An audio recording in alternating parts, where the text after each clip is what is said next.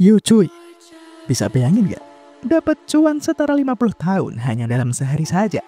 Semua itu bisa dilakukan oleh Eren. So gaskan cuy, lanjut ke alur cerita dari manhwa Kaisar Cuan. Masuk ke chapter 124 cuy. Setelah perjalanan panjangnya, akhirnya tuh Stilgard udah mulai kelihatan cuy. Sebentar lagi, Eren bakal sampai di kampung halamannya cuy. Bersama dengan Ariel, Eluna, dan Sari, Eren mau jalan-jalan aja. Udah lama tuh dia nggak lihat keadaan dari Stilgard. Dikarenakan nggak tahu keadaan wilayahnya kayak apa, Eren mau nyari info dulu cuy. Di saat masuk ke dalam wilayahnya, hawanya ternyata sangat suram. Setiap warga yang ia jumpai menunjukkan ekspresi yang sangat menyedihkan. Sampai heran Ariel cuy, ada apa dengan mereka semua ya? Eren aja heran sendiri dia. Memang benar sih, ini bukan musim panen. Tapi kok kayak ada yang salah gitu ya? Stilgard itu wilayah yang bebas pajak, gak kayak Konoha cuy. Jadi harusnya para warga gak punya beban cuy. Di kehidupan pertamanya dulu, sangat jarang cuy Eren melihat sebuah wilayah dengan atmosfer yang suram kayak begini. Artinya ini sudah sangat parah. Makin jadi penasaran cuy Eren. Yah, tapi kayaknya mereka harus makan dulu cuy. Lapar banget nih mereka. Di sebuah kedai, kini Eluna dengan lahapnya memakan makanan manusia. Eren auto kaget lah. Loh, Eluna ternyata bisa makan makanan manusia. Kirain peri nggak bisa makan gitu. Yah, Ariel kini menjelaskan cuy. Selama Eluna ada di bentuk manusianya, jangan kaget lah Eren. Udah, jangan terlalu banyak mikir. Kemudian, di saat mau bayar, pemilik kedai berkata, bila total makanan milik Eren ada di 3 gold dan 30 silver cuy. Walau mahal banget gila. Eren awalnya mengira bila pemilik ini lagi bercanda cuy. Nggak mungkin kan makanan biasa bisa semahal itu. Tapi pemilik ini tetap kekeh cuy. Emang segitu kok harganya. Mau bayar apa kagak? Kalau kagak, tukang pukulnya udah siap untuk menghantam Eren. Oh ya pantas aja banyak orang yang kumpul di sini cuy. Begini toh caramu menjalankan bisnismu, ucap Eren. Udah fix ini cuy. Kalau bisnis kayak begini ada di Stilgard, pasti ada masalah di dalamnya. Dikarenakan kayaknya mereka punya info yang sangat bagus, Eren bakal memberi pelajaran dan mengorek info dari mereka cuy. Jelaslah, dalam sekejap saja, Eren pun membereskan mereka tadi cuy, tanpa keluar keringat. Sepele cuy, keroco kayak gini. Setelah dibuat tak berdaya sama Eren, baru ngeh cuy nih pemilik. Udah ganteng, punya mata emas, dan rambut blonde bola. Ini mah tuan muda mereka cuy.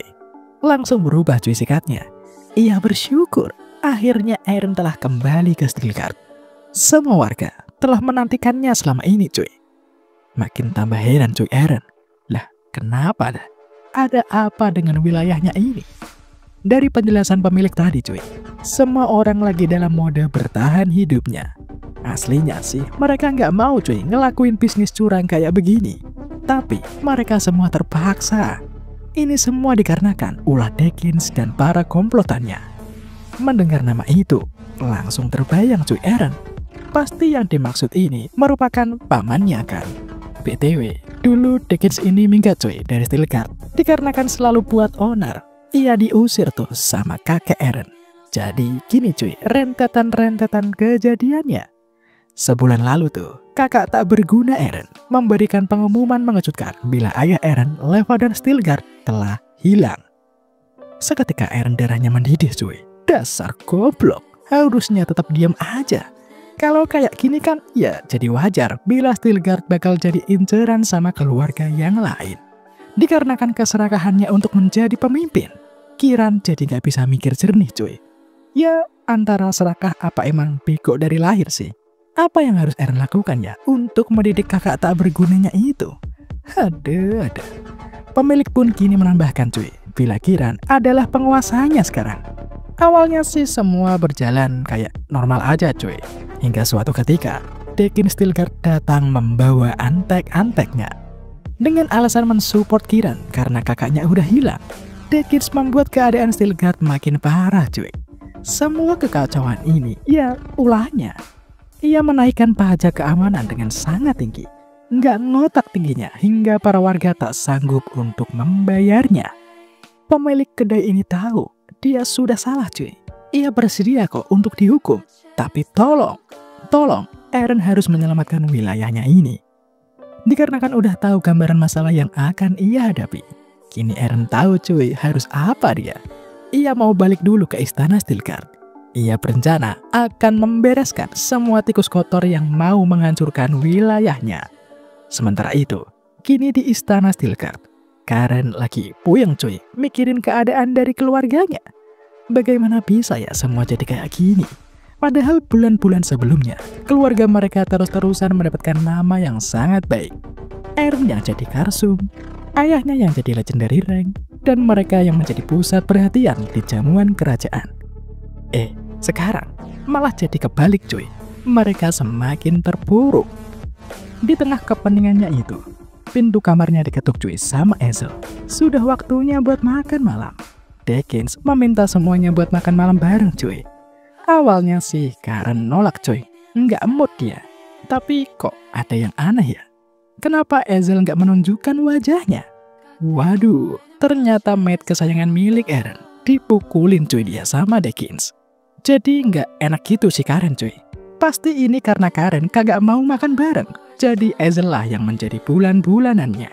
Ya dikarenakan nggak mau Hazel kena masalah lagi, Karen kini bersedia cuy buat makan malam bersama nanti.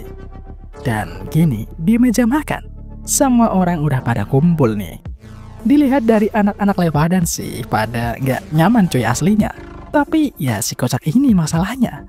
Pemimpin kok longa-longo. Nggak ada wibawanya sama sekali cuy. Ketidaknyamanan mereka ini dikarenakan Dekin sekarang lagi duduk di kursi yang biasanya diduduki oleh Levadan. Gila, lagaknya udah kayak yang punya wilayah aja dia. Kurang ajarnya, ia meminta ponakannya yaitu Darren buat nuangin anggur cuy ke gelas kosongnya. Wah, kalau ini sih udah kelewatan sih. Dikira Darren itu cewek penghibur atau apa ya? Jelaslah Darren nolak dengan cara yang sangat keras. Tapi dikarenakan si bangke ini tak suka untuk dibantah, auto dilemparkannya gelas tadi ke depan muka Darren. Seketika semuanya tersentak. Dikarenakan udah berani menolak perintah, Dekins mau ngasih Darren pelajaran cuy. Javier yang lagi deket sama Darren mencoba menghentikannya. Tapi ia tak berkutik sekarang karena antek-antek Dekins sudah siap untuk membackupnya. Perlahan Dekins mendekat cuy. Ia mulai memaki-maki Darren yang tak punya tata krama. Lalu tiba-tiba suara familiar terdengar dan berkata, "Wah, sudah lama aku tak melihat suasana makan malam yang sangat seru. Makasih paman, kau telah memperlihatkan tontonan yang menarik." Kaget cuy Dekins. Aaron, kau Aaron kan? Aaron tersentuh cuy. Sudah lebih dari 10 tahun dimana mereka terakhir kali bertemu. Masih ingat aja pamannya ini. Sebagai hadiah, Aaron bakal biarin Dekins hidup-hidup jika ia mau keluar dari istana ini. Jelas bingung dong Dekins. Loh, apa maksudnya? Aaron dengan tegas berkata, "Bawa semua orang-orangmu dan pergi dari sini." Semua kakak Aaron terperangah. Kaget cuy mereka, adiknya udah jadi gagah berani kayak gitu. Kemudian di belakang Aaron terdengar suara piring pecah. Hazel kaget cuy melihat tuan mudanya akhirnya pulang. Di saat melihat Hazel ini, Aaron langsung melihat cuy memar yang ada di pipi kirinya. Aaron tahu kok siapa dalangnya. Makin emosi cuy Aaron dibuatnya. Ia tak menyangka bila pamannya ini sudah tak tertolong lagi. Sebelum kesini Aaron udah bertanya pada setiap desa yang ia lewati. Semuanya dimintai pajak yang sangat gila tingginya cuy. Apakah Dekins berniat memeras mereka semua sampai kering? Dekins beralasan, semua itu buat membagi beban aja cuy. Kan mereka lagi krisis nih. Apa salahnya kan rakyat juga ikut menanggungnya? Orang kalau korupsi ada-ada aja cuy alibinya emang. Aaron kini berkata, semua yang dilakukan oleh Dekins sangat bertolak belakang dengan prinsip yang ayahnya ajarkan. Kaget Dekins cuy, apakah Levadan ikut balik juga? Takut dia cuy, bisa dihajat nanti sama kakaknya. Aaron berkata bila ayahnya gak ikut kemari. Tapi kalau dia tahu semua ini, pasti dia bakal memberikan pelajaran pada Dekins nanti. Ya, dikarenakan udah terlalu lama chit-chat ngalor ngidulnya, dan Dekins tak kunjung pergi dari sini. Anyo, Eren pun menyerang. Sayang cuy, ditahan tuh cuy serangan Eren sama antek-antek milik Dekins. Eren menegaskan, ia tak akan memberikan kesempatan kedua. Cepat pergi atau mokat di sini. Merasa antek-anteknya lebih banyak dan lebih kuat ketimbang Eren, Dekins kini menyuruh mereka semua buat menantang Eren. Melihat adiknya dikepung sama banyak orang, Darren mau bantu cuy. Ia meminta kapten ikut juga. Tapi lihat si Kiran, orang pekok satu ini masih membela Dekins dia cuy. Tak mungkin kan Dekins berani menyingkirkan ponakannya. Emang kebanyakan pil kopro dah nih orang cuy. Tapi kini Darren sudah tak peduli lagi. Udah nggak bisa diharapin si Kiran. Makanya sekarang ia mau nolong Eren sendirian. Tindakan dari Darren ini memicu reaksi dari semuanya cuy. Jason kini ikut bergabung. Dua orang kepercayaan dari Leeuwarden juga kagak ketinggalan. Kalau anak-anak tuan mereka terluka, ini merupakan salah mereka yang gagal menjaganya. Kini pertempurannya pun pecah cuy. Eren bertarung dengan santuy melawan keroco ini. Hei, apakah kau pemimpinnya? Tanya Eren. Sekarang Darren lincah banget cuy gerakannya. Dengan satu serangan, ia berhasil menyingkirkan satu kerucu Dekins. Tapi kini, Darren harus bersiap cuy. Ia kini mau dikeroyok. Oh, jelas lah. Eren kakak bakal tinggal diam. Dengan satu tendangan, dua orang kini terkapar. Untuk pemimpin kerucu tadi, oh jelas cuy, udah tergeletak tak bernyawa dia. Eren kini meminta kakak-kakaknya buat jaga jarak saja. Mulai dari sini, Eren yang akan mengurusnya. Dekins kini terpaku cuy. Didekati Eren, minta maaf dia. Ia sudah salah. Bacot. Dekins auto terpelanting. Eren perlahan mendekat lagi cuy. Dekins kini makin menjadi-jadi takutnya. Ia memohon ampunan kepada Eren cuy. Lah, telat paman. Harusnya tadi minggat saja. Dikarenakan tadi melihat pipi kiri dari Ezel memar. No, yang ini buat Ezel cuy. Heran dong Eren, kenapa ya orang tak berguna kayak gini bisa mengendalikan para kesatria dan menjadi dalang dari semuanya? Ya, tapi itu nggak penting. Ia sudah terlanjur emosi, makanya Eren mau menghabisinya cuy. Tapi kini Eren dihentikan cuy. Kalau Eren menyingkirkan Dekins di sini, maka nanti mereka bisa berurusan dengan 3 Viscount. Hah? 3 Viscount? Masalah apa lagi ini? Kayaknya masalahnya tidak sesimpel yang Eren kira cuy. Ada campur tangan politik juga ternyata. Sekarang, melihat Eren yang datang dan membawa huru hara di istana Stilgar, Kiran nggak suka cuy. Apa yang Eren lakukan? Siapa yang mengizinkan Eren bertindak semaunya kayak begini? Apa Eren nggak tahu? Situasi macam apa yang lagi ditanggung sama keluarga Stilgar sekarang? Makin gue scroll ke bawah, makin gedek cuy sama nih bocah. Ngomel-ngomel mulu nih kerjaannya dia. Tapi Eren nanggepinnya santuy banget cuy. Tenang saja, semua ini ada di bawah pertanggungjawabannya. Tanggung jawab? Tanggung jawab apaan? Emang kau punya otoritas? Tanya Kiran cuy dengan nada yang sedikit nyolot. Aku akan bertanggung jawab sebagai pemimpin baru dari Stilgar, jawab Eren dengan tegas. Semuanya jelas kaget cuy mendengar deklarasi dari Eren tadi. Kiran nanya lagi nih, apakah Eren serius? Oh, ya jelas lah. Aslinya sih Eren juga malas cuy untuk jadi pemimpin dari Stilgar. Tapi dikarenakan kebodohan dari Kiran udah kagak ketulungan. Ya mau gimana lagi kan? Masa sih wilayah dengan mudahnya dikasihkan sama Dekins? Pemimpin macam apa itu? Kini Kiran mulai beralasan cuy. Ia juga gak punya pilihan. Dikarenakan Kiran mendapatkan tekanan yang sangat luar biasa dari 3 Viscount yang mulai mengacaukannya. Sungguh pemikiran yang sangat kocak. Jika ada asap, sudah pasti ada apinya cuy. Mana mungkin kan ujuk-ujuk 3 Viscount ganggu Kiran kayak begitu. Eren sudah tahu bila semua itu gara-gara Kiran yang secara egois mengklaim tambang emas. Jadi gini cuy, di Navarro itu ada tambang emas. Secara wilayah sih harusnya masuknya di Stilgar. Tapi kakek Eren menyerahkan pengelolaan tambang tadi kepada 3 Viscount yang dekat dengan area tambang. Berkat keputusan dari kakeknya itu, Para Viscount tadi sangat berterima kasih cuy kepada Stilgar. Perjanjian itu sudah dijaga sangat lama sampai turun ke ayah mereka yaitu Levadan. Makanya tuh hubungan 3 Viscount dan Stilgar aslinya ya baik-baik aja. Sampai suatu ketika satu bocah tengik ini udah mulai memainkan peran raja-rajaan. Gara-gara bocah ingusan ini yang masih labil dalam mengambil keputusannya, membuat ketiga Viscount beraliansi cuy buat melawan balik. Dikasih literasi cuy sama adiknya. Jelas ego Kiran kesenggol diceramahin sama yang lebih muda. Lah emang kenapa dah? Apa salahnya kan mengambil kembali hak yang mereka miliki? Kenapa dirinya harus mikirin ketiga Viscount? Kita ini keluarga pahlawan. Kita ini adalah yang terkuat di barat, ucap Kiran. Lagi-lagi cuy, Eren membalasnya dengan sangat santai. Terkuat di barat, tapi nggak bisa ngelawan kerucu kayak Dickens. Lelucon yang sangat lucu. Andai saja Kiran tetap diam saja, maka situasinya nggak bakal separah ini cuy. Karenanya, kini Eren meminta dengan sangat halus. Udahlah main-mainnya.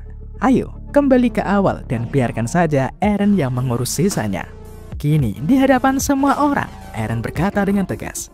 Dengan semua kekacauan ini, secara resmi, Eren menggulingkan kepemimpinan dari Kiran. Jelaslah, Kiran nggak mau cuy. Tapi dia bisa apa? Kaloy langsung setuju cuy dengan keputusan Eren. Ia mendukung Eren sepenuhnya. Semua yang dikatakan Eren itu, ya nggak ada yang salah. Jason dan Darren juga sama berada di pihak Eren. Kalau Karen, ya pastilah Eren juga dia. Paling cuma para kesatria cuy yang masih bimbang sekarang. Dikarenakan terikat sumpah janjinya, para kesatria harus tetap melindungi pemimpin yang sah cuy. Dikarenakan mereka belum menerima titah dari Levadan, siapa yang bakal jadi penerus selanjutnya. Jadi secara otomatis, Kiranlah cuy yang merupakan putra pertama lah yang harus mereka layani. Kecuali nanti Levadan udah memberikan kuasa pada Eren cuy. Nah, baru tuh beda cerita lagi. Mendapatkan dukungan dari Kapten, Kiran jadi rada lega cuy. Dikarenakan para kesatria merupakan inti dari keluarganya. Anggapannya sih gini cuy. Kalau kesatria ada di pihaknya, kalau adu kekuatan kan bisa menang tuh dia melawan Eren. Mulai jumawa lagi cuy Kiran. Apa yang mau kau lakukan sekarang? Lah, dikira Eren takut apa ya? Dengan mengangkat pedangnya, Eren berkata, aku sudah berusaha sekuat tenaga untuk menghindari pertikaian antar saudara. Aku akan mencoba menahan diri kali ini. Melihatnya, Kiran jadi ketar-ketir cuy. Apa yang ingin Eren lakukan kepadanya? Tapi ternyata Eren cuma menunjukkan sejauh mana gap kekuatan antar dirinya dan Kiran. Dengan kontrol yang luar biasa, Eren mengalirkan aura ke pucuk pedang untuk membentuk sebuah bunga. Teknik ini dikenal dengan sebutan Sword Flower. Melihatnya, semua orang jelas terperangah cuy. Gila, Eren yang masih sangat muda telah mencapai tingkat Awaken Rank. Awaken Rank ini adalah tingkatan yang sangat diinginkan cuy oleh setiap kesatria. Sword Flower tadi adalah buktinya. Hanya orang yang sudah menembus Awaken Rank cuy yang bisa menggunakannya. Kini Eren mulai pamer cuy. Ia mempersembahkan aura bunga tadi kepada mate yang selalu setia kepadanya. Ya, Ezel orangnya. Kapten berkata, Eren itu sudah setara dengan kaisar pendiri. Ia sudah mencapai Awaken Rank di umurnya yang ke-17 cuy. Tapi Kiran nggak percaya cuy. Eren sekarang pasti punya trik sendiri. Jelas makin hilang cuy kredibel Kiran di mata Kapten. Apakah dia tidak melihat cara Eren mengendalikan auranya? Udah expert tuh dia. Kalau udah ada di tingkatan yang kayak begitu, sudah pasti Eren sudah dekat dengan rank hero. Kapten yakin cuy, Eren harusnya lebih bertalenta dibandingkan dengan kaisar pendiri. Pantas aja tadi Eren bilang menahan diri. Orang se-OP Eren itu, kalau mau, semua yang ada di sini udah rata dari tadi cuy. Kini Eren pun mendekat cuy kepada Kiran. Udah, buat simpel aja. Jangan ribet-ribet. Ayo taruhan denganku. Dalam waktu 5 hari, Eren berjanji akan membereskan semua masalah ini. Kalau Eren gagal, maka ia akan mundur untuk menjadi pemimpin Stilgar. Gimana? Tawaran yang tidak buruk bukan? Dan begitu cuy, kesepakatan antar Kiran dan Eren pun tercapai. Kemudian, 4 hari telah berlalu dari perjanjian tadi. Jason lagi gelisah nih cuy. Apakah keputusan mereka percaya pada Eren udah bener ya? Kiran sih mencoba tetap tenang cuy. Pasti Eren ada rencana. Ya mereka sih aslinya percaya-percaya aja cuy. Tapi dalam 4 hari ini, Eren kagak ngapa-ngapain sama sekali. Siapa yang kagak khawatir coba? Noh orangnya lagi santuy cuy, mager tidur di kasurnya. Kurang sehari lagi padahal tenggat perjanjiannya dengan Kiran. Masih santuy aja MC kita ini cuy. Sekarang ini sudah banyak rumor yang menyebar di kalangan penduduk tentang Eren yang menyingkirkan Dekins dan membuat taruhan dengan Kiran. Hal ini jelas membuat Kiran kagak suka cuy. Kenapa bisa ya rumor ini menyebar dengan sangat cepat? Heran dia. Yah, melihat dari para penduduk yang menyambut baik rumor ini, Kapten tahu cuy, para penduduk sudah jelas tidak puas dengan kepemimpinan dari Kiran. Tapi Kiran kini masih belum panik lah. Lagian kurang sehari lagi dan Eren masih belum ngapa-ngapain. Dia jadi pede cuy. Paling Eren cuma ngomong kosong doang. Kapten bergumam cuy. Iya kagak setuju kalau soal ini. Sorot mata Eren kemarin menunjukkan keyakinan yang sangat tinggi. Ya, meskipun tindakannya sekarang emang meragukan sih. Tapi tenang, Eren udah ngelakuin apa yang harus dia lakukan cuy. Hari ini dia mau ngecek sistemnya lagi cuy. Eren mencoba menghubungi pihak dari Huragon Workshop. Mau ngecek dia gimana proses dari proyeknya. Melihat dari chatnya, ya bisa dipastikan cuy, semuanya berjalan dengan sangat lancar. Mereka ini lagi ngembangin cuy, teknologi dari Magic Armor generasi keempat. Beberapa hari yang lalu, Eren membagikan tuh teknologi yang telah ia bedah dari Mana Reactor. Orang-orang yang ia pilih, jenius banget cuy. Padahal Eren hanya memberikan sedikit clue kepada mereka. Tapi mereka bisa menangkapnya dengan sangat sempurna. Dikarenakan semua berjalan lancar, maka Eren mau cabut dulu. Sekarang urusan Magic Armor udah kelar nih. Nah, tinggal masalah para Viscon yang harus Eren bereskan. Tapi sebelum itu, Ezreal datang memberikan Eren kue cuy untuk cemilan. Heran Eren, apakah Ezreal kagak ragu sama sekali sama Eren? Kan Eren nggak ngapa-ngapain nih selama beberapa hari ini. Eren yakin yang lain pasti udah mencapai batasnya. Ezreal berkata cuy, bila ia sangat percaya kepada Eren sepenuhnya. Emang kagak salah Eren menjaga Ezreal cuy. Tapi setelahnya, orang yang berada di batasnya datang mendobrak pintu kamar dari Eren. Dikarenakan Eren gak ngapa-ngapain selama beberapa hari. Karen datang ngomel-ngomel cuy dia. Ia mengira bila Eren juga lagi main-main. Eren kini mencoba menenangkannya cuy. Ya wajar sih, Karen kan anak paling tua cuy. Jadi beban pikirannya pasti udah numpuk.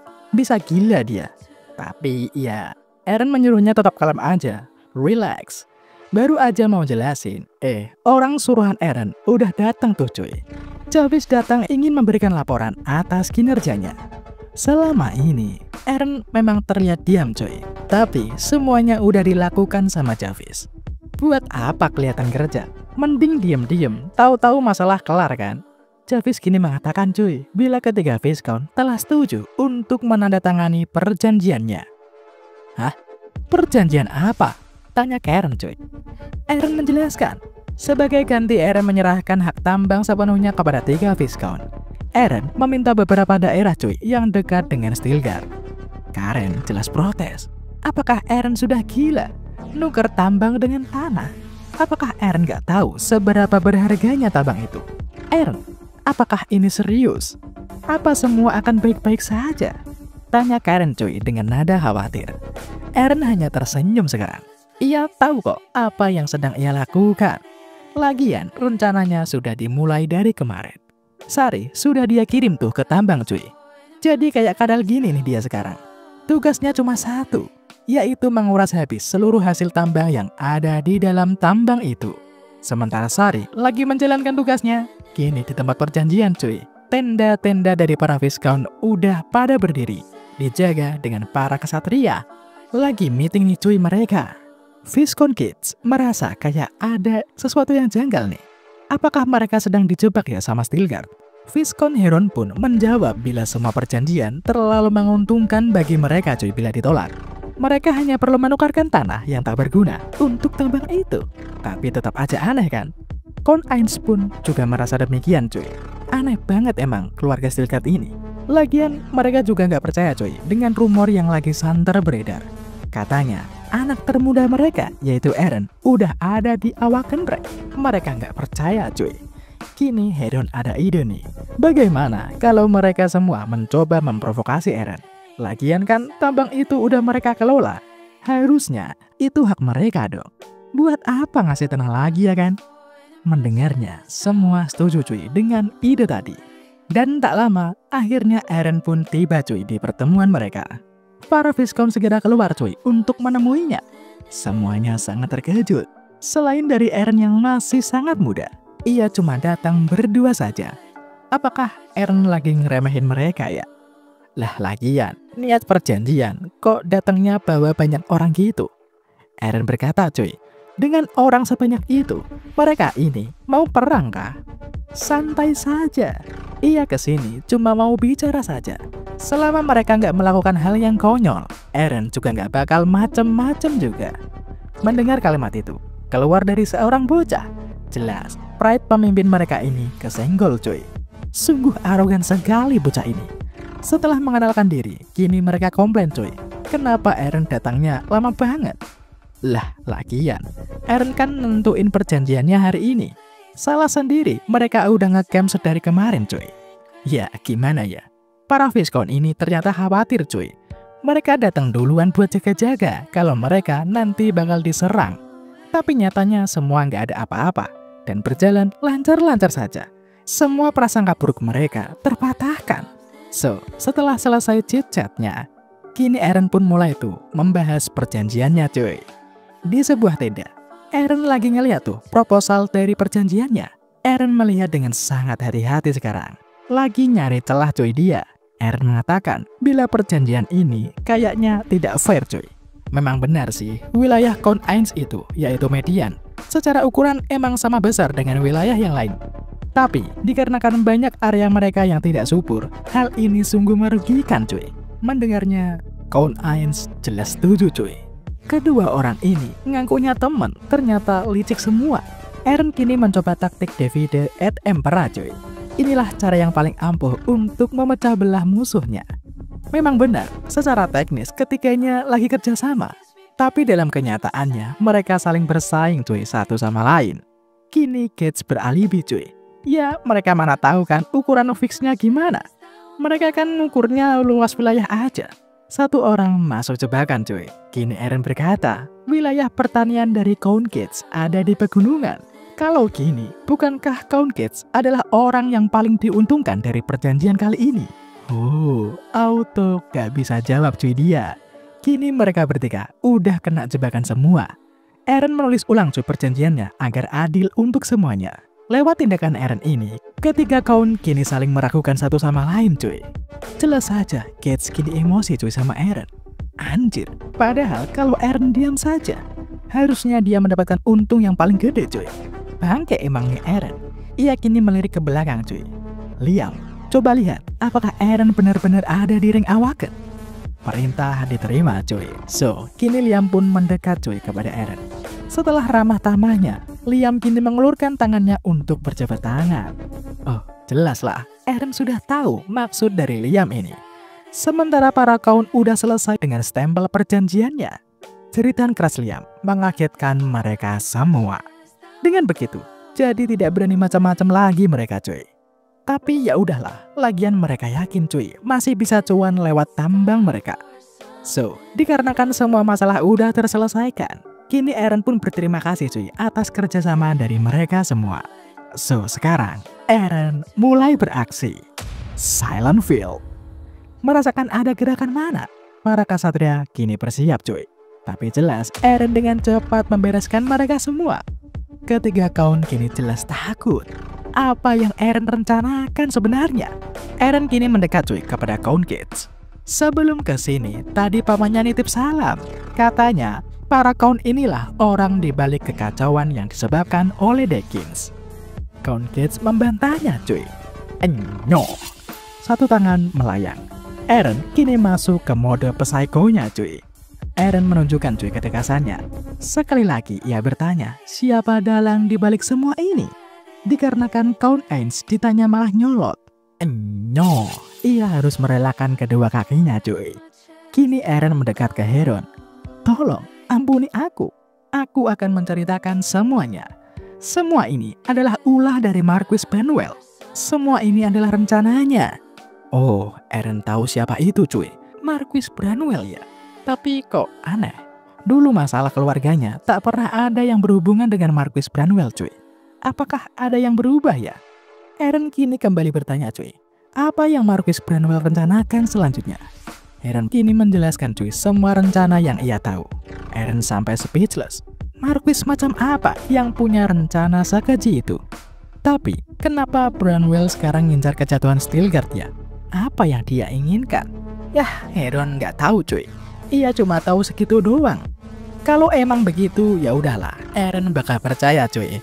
So, ia pun meminta Jarvis untuk membereskan semuanya. Panik nih Aaron, minta ampun dia. Ia tak tahu apa-apa.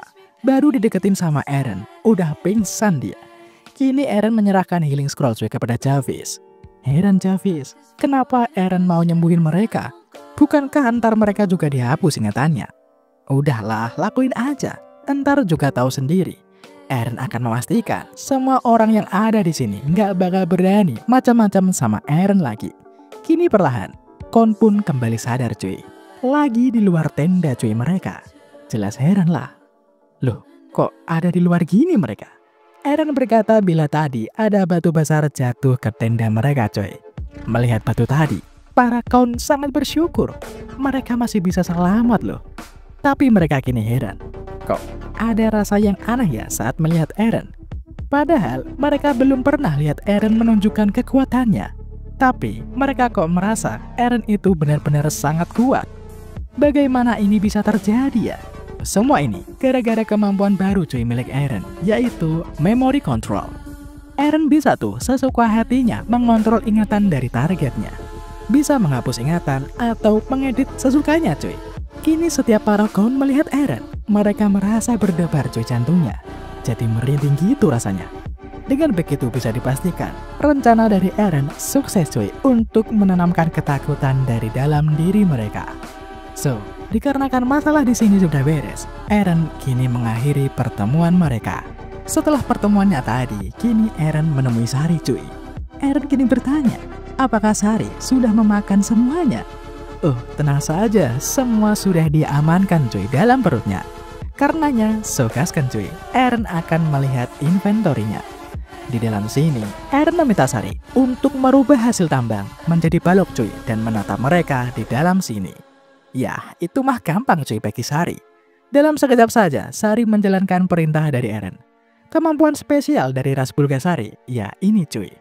Mereka bisa memakan semua metal tanpa ada batasnya. Selain itu, semua metal tadi bisa dirubah bentuknya.